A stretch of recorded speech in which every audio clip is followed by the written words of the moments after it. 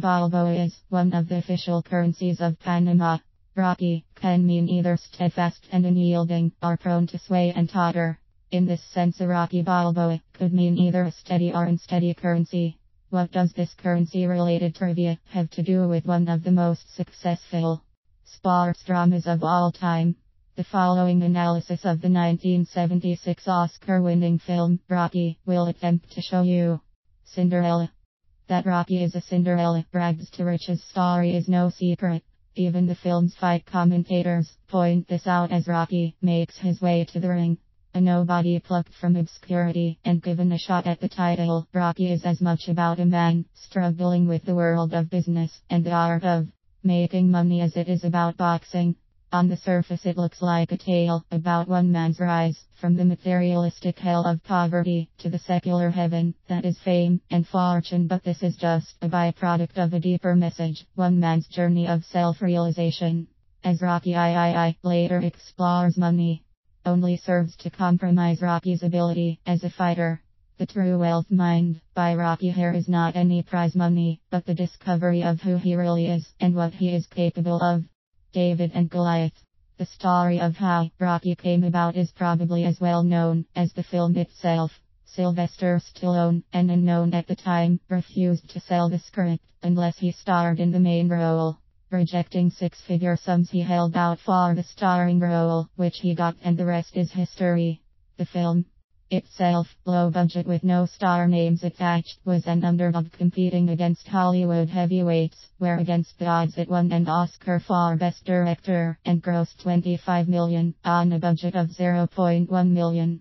Golden Goose. Rocky spawned 5 sequels, drawing in over $1 billion in total revenue, and today in 2015, its legacy still continues, as the upcoming spin-off Creed is set to hit theaters later this year.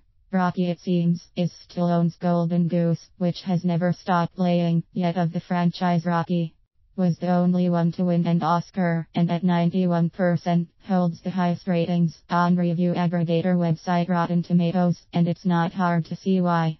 Buying and selling. The opening shot focuses on an image of Jesus looking over Rocky Balboa, Sylvester Stallone, fighting in a local club, setting up what is to come.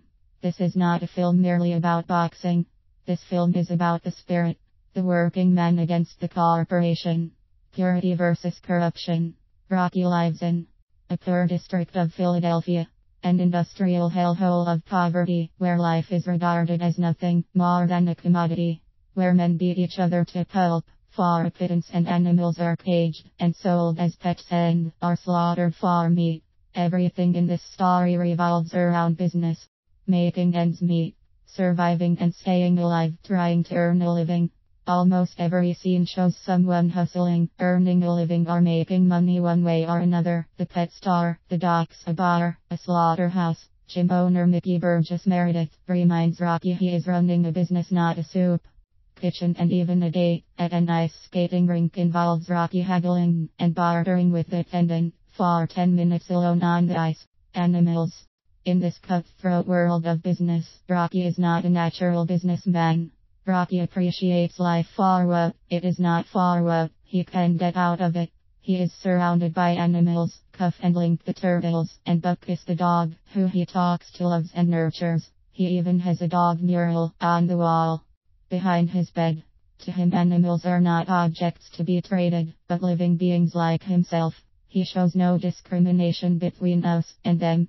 To Rocky, the life of an animal is equally as valid as that of a human. A hired heavy for the local loan shark, Rocky lacks the cold-hearted ruthlessness required to be a success, evidenced by his failure to break the thumb of a guy behind on his payments. Even in the ring, Rocky lacks that killer instinct, seemingly reluctant to throw the first punch, instead waiting for his opponent to hit him first. Respect. As a result, Rocky wins no respect. Throughout the movie, Rocky is insulted, disrespected, patronized, and used. Patrons call him a bum, his boss driver insults him, and calls his girlfriend a retard. Mickey gives Rocky's locker to a more promising fighter, and teenage girls reward his honorable intentions with a screw you, creepo. Even his best friend is on the take, constantly pestering him for a job. The only person in the movie who gives Rocky any kind of respect is his girlfriend Adrian Talia Shire, also sentenced to a life of obscurity, emotionally abused by her brother Paul Ebert. Young, ordered around by her boss, shy, lacking in confidence, she lives in quiet servitude. Like Rocky, she is humble and modest, never on the take or out for what she can get from others. She suffers in dignified silence. Like the animals, Rocky surrounds himself with she sees in Rocky what nobody else sees. She sees him for who he is, not for what she can get out of him or how much money she can make from him. Honest and true, they are alone, surrounded by ravenous wolves. Snow White. Unlike Rocky, world heavyweight champion Apollo Creed, Carl Weathers is a very good businessman. Rich and powerful, Apollo, a god in Greek and Roman mythology, is struggling to find a ranked contender brave enough to face him. He decides to sell the fight as a novelty, offering a Snow White underdog a shot at the title. He chooses Rocky Balboa purely on the basis of his stage name, the Italian Stallion, which he anticipates will generate huge media and public interest. To Apollo, the fight is just business, a paycheck, but it is this that proves to be his downfall. More than once his trainer/manager Duke Tony Bourbon shows his concern for Rocky as an opponent, and each time his concerns are dismissed by the arrogant Apollo. When watching Rocky on the news, pounding beef, Duke points out that Rocky means business, to which Apollo flippantly replies, I mean business too, but these men's business are two very different things. Power. Plucked from obscurity and set to earn $50,000 in prize money, Rocky now finds himself in a position of power. People start respecting him. Strangers say hello in the street and approach him for autographs. Mickey offers to be his manager. The media want to interview him. Paulie can barely contain his excitement when he learns of Rocky's prize money. Rocky knows he is just a meal ticket for these people, but neither is he stupid. He knows he needs people around him if he has any chance of success. Faith. At first, Rocky thinks Apollo is just after a sparring partner. Not believing he's worthy, he declines the offer at first. Even when he accepts the fight, he doesn't believe he can win the fight. But to Rocky, it's not about the winning or the losing. It's about proving something to himself. More than winning or losing, more than a means to an end, more than money. This fight is a rite of passage for Rocky.